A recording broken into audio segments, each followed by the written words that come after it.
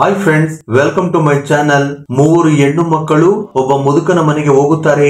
ಆ ಮೂವರಿಗೂ ಆ ಮುದುಕನಿಂದ ಏನೋ ಕೆಲಸವಿರುತ್ತದೆ. ನೀವು ಮೂವರು ಒಬ್ಬೊಬ್ಬರಾಗಿ ಬಂದು ನನ್ನನ್ನು ಭೇಟಿ ಮಾಡಿ ಎಂದು ಆ ಮುದುಕ ಹೇಳುತ್ತಾನೆ. ಆ ಮೂವರು ಹುಡುಗಿಯರು ಆ ವೃದ್ಧ ಹೇಳಿದಂತೆಯೇ ಮಾಡುತ್ತಾರೆ. ಮೊದಲ ಹೆಣ್ಣು ಆ ವೃದ್ಧನ ಮನೆಗೆ ಹೋಗಿ ಆತನನ್ನು ಭೇಟಿಯಾದ ನಂತರ ಮನೆಗೆ ಹಿಂದಿರುಗುತ್ತಿರುವಾಗ ಇಬ್ಬರು ಹೆಣ್ಣು ಮಕ್ಕಳು ಅವಳನ್ನು ನೋಡಿ ಆಶ್ಚರ್ಯ ಪಡುತ್ತಾರೆ. ಫ್ರೆಂಡ್ಸ್, ಈ ಸ್ಟೋರಿ ತುಂಬಾ ಇಂಟ್ರೆಸ್ಟಿಂಗ್ ಆಗಿದೆ. ಎಲ್ಲಿ ಕೂಡ ಸ್ಕಿಪ್ ಮಾಡದೆ ಪೂರ್ತಿಯಾಗಿ ನೋಡಿ. ಫ್ರೆಂಡ್ಸ್, ಒಬ್ಬ ವಿಧವೆಗೆ ಮೂವರು ಹೆಣ್ಣು ಮಕ್ಕಳಿದ್ದರು. ಆ ಮೂವರು ಹೆಣ್ಣು ಮಕ್ಕಳ ವಯಸ್ಸು 20 ರಿಂದ 23 ವರ್ಷಗಳ ಆಸ್ಪಾಸು ಇರುತ್ತದೆ. ಆ ವಿಧವೆಯ ಗಂಡ ಕಾರ್ ಅಪಘಾತದಲ್ಲಿ ಮರಣ ಹೊಂದುತ್ತಾನೆ. ಆ ನಂತರ ವಿಧವೆ ತನ್ನ ಮೂವರು ಹೆಣ್ಣು ಮಕ್ಕಳೊಂದಿಗೆ ವಾಸ ಮಾಡುತ್ತಿರುತ್ತಾಳೆ. ಆದರೆ ಆ ವಿಧವೆ ತನ್ನ ಒಂಟಿತನವನ್ನು ಹೋಗಲಾಡಿಸಿಕೊಳ್ಳಲು ಮತ್ತೆ ಮದುವೆಯಾಗುತ್ತಾಳೆ. ಅವಳು 2ನೇ ಬಾರಿ ಮದುವೆಯಾದಾಗ ಅವಳಿಗೆ ಒಬ್ಬ ಮಗ ಜನಿಸುತ್ತಾನೆ. ಆ ಮಹಿಳೆಯ 2ನೇ ಗಂಡನು ಸಹ ಹೆಚ್ಚು ಕಾಲ ಬದುಕಲಿಲ್ಲ. ಆ ವಿಧವೆಯ ಮೂವರು ಹೆಣ್ಣು ಮಕ್ಕಳು ಓದಿದ ನಂತರ ದೊಡ್ಡವರಾಗುತ್ತಾರೆ. ಆ ಮಹಿಳೆಯ ಒಬ್ಬ ಮಗಳು ಡಾಕ್ಟರ್ ಆಗುತ್ತಾಳೆ. ಅವಳು ತನ್ನ ಹಳ್ಳಿಯಲ್ಲಿರುವ ಸರ್ಕಾರಿ ಆಸ್ಪತ್ರೆಯಲ್ಲಿ ಕೆಲಸ ಮಾಡಲು ಪ್ರಾರಂಭಿಸುತ್ತಾಳೆ. ಆ ಹುಡುಗಿ ಊರಿನ ಎಲ್ಲರಿಗೂ ಸಹಾಯ ಮಾಡಲು ಪ್ರಾರಂಭಿಸುತ್ತಾಳೆ. ಒಂದು ದಿನ ಒಬ್ಬ ವೃದ್ಧ ಆ ಹುಡುಗಿಯ ಬಳಿ ಬರುತ್ತಾನೆ. ಆ ವೃದ್ಧನನ್ನು ನೋಡಿದ ತಕ್ಷಣ ಅವಳಿಗೆ ದಯೆ ಮೂಡುತ್ತದೆ. ಅವನು ತುಂಬಾ ದಿನಗಳಿಂದ ಅನಾರೋಗ್ಯದಿಂದ ಇದ್ದನು. ಆ ವೃದ್ಧನಿಗೆ ಚಿಕಿತ್ಸೆ ನೀಡುತ್ತಿರುವಾಗ ಆ ವೃದ್ಧ ಹುಡುಗಿಯ ಕಡೆಗೆ ಬಹಳ ಎಚ್ಚರಿಕೆಯಿಂದ ನೋಡುತ್ತಿದ್ದನು.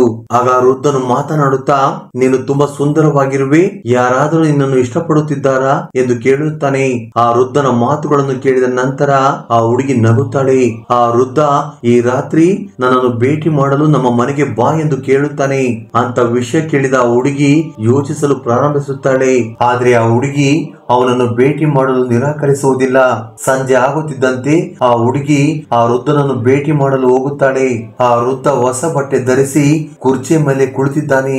ಮೊದಲು ಆ ವೃದ್ಧನನ್ನು ನೋಡಿದ ಆ ಹುಡುಗಿ, ಏಯ್, ನೀನು ಎಲ್ಲಿಗೆ ಹೋಗಲು ಸಿದ್ಧನಾಗುತ್ತಿದ್ದೀಯಾ ಎಂದು ಕೇಳುತ್ತಾಳೆ. ಆಗ ಆ ವೃದ್ಧ, ನಾನು ನಿನಗಾಗಿ ಕಾಯುತ್ತಿದ್ದೆ ಎಂದು ಹೇಳುತ್ತಾನೆ. ಆಗ ಆ ಹುಡುಗಿ, ಸರಿ ಆಯ್ತು, ನನ್ನನ್ನು ಇಲ್ಲಿ ಏಕೆ ಕರೆದೆ ಎಂದು ಕೇಳುತ್ತಾಳೆ. ಆಗ ಆ ವೃದ್ಧ, ನಾನು ನಿನ್ನನ್ನು ತುಂಬಾ ಇಷ್ಟಪಡುತ್ತೇನೆ ಎಂದು ಹೇಳುತ್ತಾನೆ. ಆ ವೃದ್ಧನ ಆತ್ಮವಿಶ್ವಾಸ ನೋಡಿ ಆ ಹುಡುಗಿ ಆಶ್ಚರ್ಯ ಪಡುತ್ತಾಳೆ. ಆ ಹುಡುಗಿ, ಏ ಅಂಕಲ್, ನಿನ್ನ ವಯಸ್ಸನ್ನು ನೋಡು, ನೀನು ತುಂಬಾ ದೊಡ್ಡವನು, ಹೀಗೆ ಮಾತನಾಡುತ್ತಿದ್ಯಾ, ನಿನಗೆ ನಾಚಿಕೆ ಆಗುವುದಿಲ್ಲವೇ ಎಂದು ಹೇಳುತ್ತಾಳೆ. ಮತ್ತೆ ಆ ವೃದ್ಧ, ನೀನು ತುಂಬಾ ಸುಂದರವಾಗಿರುವೆ, ನಾನು ನಿನ್ನನ್ನು ಮದುವೆ ಆಗಲು ಬಯಸುತ್ತೇನೆ ಎಂದು ಹೇಳುತ್ತಾನೆ. ಅಷ್ಟೇ ಅಲ್ಲದೆ ಆ ವೃದ್ಧ ಇನ್ನು ಮುಂದಕ್ಕೆ ಮಾತನಾಡುವ ಮೊದಲೇ ಆ ಹುಡುಗಿ ಅಲ್ಲಿಂದ ಹೊರಟು ಹೋಗುತ್ತಾಳೆ. ಆ ಹುಡುಗಿ ಸ್ವಲ್ಪ ಸಮಯದಲ್ಲೇ ಸರ್ಕಾರಿ ಆಸ್ಪತ್ರೆಗೆ ತಲುಪುತ್ತಾಳೆ. ಅವಳು ಅಲ್ಲಿಗೆ ತಲುಪಿದ ತಕ್ಷಣ ಅವಳ ಸಹೋದರ ಅವಳಿಗೆ ಫೋನ್ ಮಾಡುತ್ತಾನೆ. ಆಗ ಅವರಿಬ್ಬರು ಮಾತನಾಡಿದ ನಂತರ ಆ ಹುಡುಗಿಯ ಸಹೋದರ ಆಸ್ಪತ್ರೆಗೆ ತಲುಪುತ್ತಾನೆ. ಅಲ್ಲಿಗೆ ತಲುಪಿದ ನಂತರ ಅಲ್ಲಿಗೆ ಬಂದ ಅವನ ಸಹೋದರ ಅಮ್ಮನ ಆರೋಗ್ಯ ಸರಿ ಇಲ್ಲ ಎಂದು ಹೇಳುತ್ತಾನೆ. ಆ ಹುಡುಗಿ ತನ್ನ ಸಹೋದರನಿಗೆ ಮಾತ್ರೆ ಕೊಡುತ್ತಾಳೆ. ಆಗ ಅವನು ಅಲ್ಲಿಂದ ಹೊರಡಲು ಸಿದ್ಧನಾಗುತ್ತಾನೆ. ಆಗ ಆ ಹುಡುಗಿ, ಒಬ್ಬ ವೃದ್ಧ ನನ್ನನ್ನು ಬಲವಂತವಾಗಿ ಮದುವೆಯಾಗಲು ಬಯಸುತ್ತಿದ್ದಾನೆ ಎಂದು ಹೇಳುತ್ತಾಳೆ. ಅಂತ ವಿಷಯ ಕೇಳಿದ ನಂತರ ಆ ಹುಡುಗಿಯ ಸೋದರನು ಸ್ವಲ್ಪ ಕೋಪಗೊಳ್ಳುತ್ತಾನೆ. ಅವನು ಏನನ್ನು ಮಾತನಾಡದೆ ಆಸ್ಪತ್ರೆಯಿಂದ ಹೊರಡುತ್ತಾನೆ. ಬೆಳಿಗ್ಗೆ ಆಗುತ್ತಿದ್ದಂತೆ ಆ ಹುಡುಗಿಯ ಸಹೋದರ ಒಬ್ಬನೇ ಆ ವೃದ್ಧನ ಮನೆಗೆ ಹೋಗುತ್ತಾನೆ. ಅಲ್ಲಿಗೆ ತಲುಪಿದ ನಂತರ ಅವನು ವೃದ್ಧನನ್ನು ಬೈಯಲು ಪ್ರಾರಂಭಿಸುತ್ತಾನೆ. ಅವನು ಅವನನ್ನು 2-3 ಬಾರಿ ಕಪಾಳ ಮೋಕ್ಷ ಮಾಡುತ್ತಾನೆ.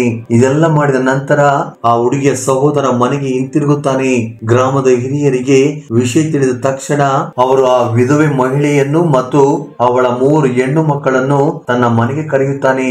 ಆಗ 3 ಹೆಣ್ಣು ಮಕ್ಕಳು ಆ ಗ್ರಾಮದ ಹಿರಿಯರ ಮನೆಗೆ ಹೋಗುತ್ತಾರೆ.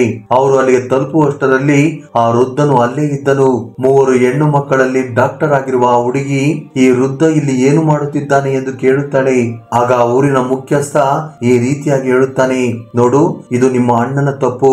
ನೀವು ಈ ವಿಷಯವನ್ನು ಇಲ್ಲಿಯೇ ಮುಗಿಸಲು ಬಯಸಿದರೆ ನೀವು ಮೂವರು ಒಬ್ಬೊಬ್ಬರಾಗಿ ನಮ್ಮ ಮನೆಗೆ ಬನ್ನಿ ಎಂದು ಹೇಳುತ್ತಾನೆ. ಮೂವರಲ್ಲಿ ಹಿರಿಯ ಹುಡುಗಿ, ನೀವು ಈ ಊರಿನ ಮುಖ್ಯಸ್ಥರು, ನೀವು ಈ ವಿಷಯವನ್ನ ಅಂದೇ ಮುಗಿಸಬೇಕಿತ್ತು ಎಂದು ಹೇಳುತ್ತಾಳೆ. ತಕ್ಷಣ ಊರಿನ ಮುಖ್ಯಸ್ಥನು, ನೋಡು, ಈ ವಿಷಯ ನಿಮ್ಮ ಮೂವರಿಗೆ ಮಾತ್ರ ಸೀಮಿತವಾಗಿರಬೇಕು. ನಾನು ನಿಮಗೆ ಹೇಳಿದಂತೆ ಮಾಡಿ, ಇಲ್ಲದಿದ್ದರೆ ಪರಿಣಾಮ ಬೇರೆಯದ್ದೇ ಆಗಿರುತ್ತದೆ ಎಂದು ಬೆದರಿಕೆಯನ್ನು ಹಾಕುತ್ತಾನೆ. ಆಗ ಆ ಮೂವರು ಹೆಣ್ಣು ಮಕ್ಕಳು ಏನು ಮಾತನಾಡದೆ ಅಲ್ಲಿಂದ ಸುಮ್ಮನೆ ತಮ್ಮ ಮನೆಗೆ ಬರುತ್ತಾರೆ. ಎರಡನೇ ದಿನ ಮತ್ತೆ ಮೂವರು ಹೆಣ್ಣು ಮಕ್ಕಳಲ್ಲಿ ಒಬ್ಬಳು ಆ ಊರಿನ ಮುಖ್ಯಸ್ಥರ ಮನೆಗೆ ಹೋಗುತ್ತಾಳೆ. ಅವರು ಆ ಹುಡುಗಿಯೊಂದಿಗೆ ಅದೇ ರೀತಿ ಮಾತನಾಡುತ್ತಾರೆ.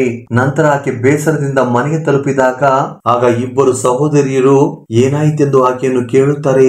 ಆದರೆ ಅವಳು ಕೂಡ ಹೇಳಲು ನಿರಾಕರಿಸುತ್ತಾಳೆ. ಡಾಕ್ಟರ್ ಆಗಿರುವ ಹುಡುಗಿ ನೀವಿಬ್ಬರು ಯಾಕೆ ಏನು ಹೇಳುತ್ತಿಲ್ಲ ಎಂದು ಕೇಳುತ್ತಾಳೆ. ಮೂರನೇ ದಿನ ಆ ಡಾಕ್ಟರ್ ಹುಡುಗಿ ಆ ಊರಿನ ಮುಖ್ಯಸ್ಥನ ಮನೆಗೆ ಹೋದಾಗ ಆ ಊರಿನ ಮುಖ್ಯಸ್ಥನು ಮತ್ತು ಆ ವೃದ್ಧನು ಮದ್ಯಪಾನ ಮಾಡುತ್ತಾ ಪಾರ್ಟಿ ಮಾಡುತ್ತಿರುತ್ತಾರೆ. ಆ ಹುಡುಗಿ ಅಲ್ಲಿಗೆ ತಲುಪಿದ ನಂತರ ಹೇಳಿ ನನ್ನ ತಮ್ಮನಿಗಾಗಿ ನಾನು ಏನು ಮಾಡಬೇಕು ಎಂದು ಕೇಳುತ್ತಾಳೆ. ಆಗ ಆ ವೃದ್ಧನು ನೀನು ತುಂಬಾ ಸುಂದರವಾಗಿದ್ದೀಯಾ, ಅದಕ್ಕಾಗಿ ನಾನು ನಿನ್ನನ್ನು ಮದುವೆಯಾಗಬೇಕೆಂದುಕೊಂಡಿದ್ದೇನೆ, ಅದಕ್ಕಾಗಿ ನೀನು ಹೂ ಅಂದರೆ ಹಿಂದೆ ನಿನ್ನನ್ನು ಮದುವೆಯಾಗುತ್ತೇನೆ ಎಂದು ಹೇಳುತ್ತಾನೆ. ಇದನ್ನು ಕೇಳಿದ ಆ ಹುಡುಗಿ ಕೋಪದಿಂದ ನಿನ್ನ ವಯಸ್ಸು ನೋಡು, ನಾನು ನಿನ್ನನ್ನು ಹೀಗೆ ಮದುವೆ ಆಗಲು ಸಾಧ್ಯ, ಅದನ್ನ ಬಿಟ್ಟು ಬೇರೆ ಏನೇ ಇದ್ದರೂ ಹೇಳು ಎಂದು ಕೇಳುತ್ತಾಳೆ. ಸ್ವಲ್ಪ ಸಮಯದ ನಂತರ ಆ ಹುಡುಗಿ ಕೂಡ ತನ್ನ ಮನೆಗೆ ಹಿಂದಿರುಗುತ್ತಾಳೆ. ಮತ್ತೆ ಇಬ್ಬರು ಹುಡುಗಿಯರು ತಮ್ಮ ಸಹೋದರಿಯನ್ನ ಕೇಳುತ್ತಾರೆ. ಆದರೆ ಅವಳು ಸಹ ಏನನ್ನು ಸಹ ಹೇಳುವುದಿಲ್ಲ. ಕೆಲವು ತಿಂಗಳ ನಂತರ ಮೂವರು ಹೆಣ್ಣು ಮಕ್ಕಳು ಗರ್ಭಿಣಿಯರಾಗುತ್ತಾರೆ. ಅವರ ತಾಯಿಗೆ ವಿಷಯ ತಿಳಿದಾಗ ಅವಳು ಆಶ್ಚರ್ಯಚಕಿತಳಾಗುತ್ತಾಳೆ. ಆಗ ಅವರ ತಾಯಿ ಅಳುತ್ತಾ ನಿಮ್ಮ ಈ ಗರ್ಭಕ್ಕೆ ಕಾರಣ ಯಾರು ಹೇಳಿ ಎಂದು ಅಳುತ್ತಾ ಕೇಳುತ್ತಾಳೆ. ಆಗ ಆ ಮೂವರು ಒಬ್ಬೊಬ್ಬರಾಗಿ ಹೇಳಲು ಪ್ರಾರಂಭಿಸುತ್ತಾರೆ.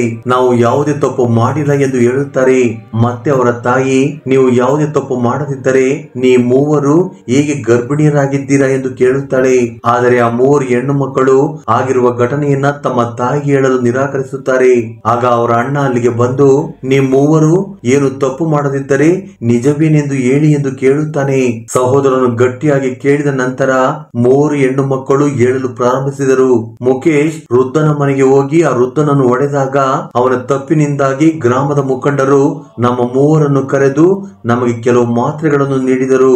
ಅದಾದ ನಂತರ ಏನಾಯಿತು ಎಂದು ನಮಗೆ ತಿಳಿದಿಲ್ಲ ಎಂದು ಹೇಳುತ್ತಾರೆ. ಇದನ್ನು ಕೇಳಿದ ಅವರ ತಾಯಿ ತನ್ನ ಮಕ್ಕಳ ಸ್ಥಿತಿಯನ್ನು ನೋಡಿ ಅಲ್ಲೇ ಪ್ರಜ್ಞೆ ಕಳೆದುಕೊಳ್ಳುತ್ತಾಳೆ. ತಕ್ಷಣ ಅವರು ತಮ್ಮ ತಾಯಿಗೆ ಅಲ್ಲೇ ಚಿಕಿತ್ಸೆ ಮಾಡಲು ಪ್ರಾರಂಭಿಸಿದರು. ಅವಳಿಗೆ ಪ್ರಜ್ಞೆ ಬಂದ ನಂತರ ಅವರ ತಾಯಿ ಮತ್ತೆ ಕೇಳಲು ಪ್ರಾರಂಭಿಸಿದಳು. ನೀವು ಮೂವರು ನಡೆದಿರುವ ಘಟನೆಯನ್ನ ನನಗೆ ಏಕೆ ಹೇಳಲಿಲ್ಲ ಎಂದು ಪ್ರಶ್ನೆ ಮಾಡುತ್ತಾಳೆ. ಆಗ ಆ ಮೂವರು ಹೆಣ್ಣು ಮಕ್ಕಳು ಅಳುತ್ತಾ ಗ್ರಾಮದ ಮುಖಂಡರು ನಮ್ಮನ್ನು ಎದುರಿಸಿದರು, ನಾವು ಮೂವರು ಎದರಿ ಯಾರಿಗೂ ಏನನ್ನು ಹೇಳಲಿಲ್ಲ ಎಂದು ಹೇಳಿದರು. ಅವರ ಅಣ್ಣನಿಗೆ ವಿಷಯ ತಿಳಿದ ತಕ್ಷಣ ಅವನು ತನ್ನ ತಾಯಿ ಮತ್ತು ತಂಗಿಯರನ್ನು ಕರೆದುಕೊಂಡು ಪೊಲೀಸ್ ಸ್ಟೇಷನ್ಗೆ ಹೋಗಿ ಕಂಪ್ಲೇಂಟ್ ಅನ್ನು ಕೊಡುತ್ತಾನೆ. ಆಗ ಪೊಲೀಸರು ಆ ಗ್ರಾಮದ ಮುಖಂಡ ಮತ್ತು ಆ ವೃದ್ಧನನ್ನು ಬಂಧಿಸಿ ಜೈಲಿಗೆ ಕಳುಹಿಸಲಾಗಿದೆ. ಫ್ರೆಂಡ್ಸ್, ಈ ಘಟನೆಯನ್ನು ಹೇಳುವುದರ ಹಿಂದಿನ ಉದ್ದೇಶ ಯಾರಿಗೂ ನೋವುಂಟು ಮಾಡುವುದಲ್ಲ, ಈ ಘಟನೆ ನಿಮಗೆ ಅರಿವು ಮೂಡಿಸಲು ಮಾತ್ರ. ಫ್ರೆಂಡ್ಸ್, ಈ ವಿಡಿಯೋ ನಿಮಗೆ ಇಷ್ಟವಾಗಿದ್ದರೆ ದಯವಿಟ್ಟು ಲೈಕ್ ನೀಡುವುದನ್ನು ಮರೆಯಬೇಡಿ. Thank you for watching.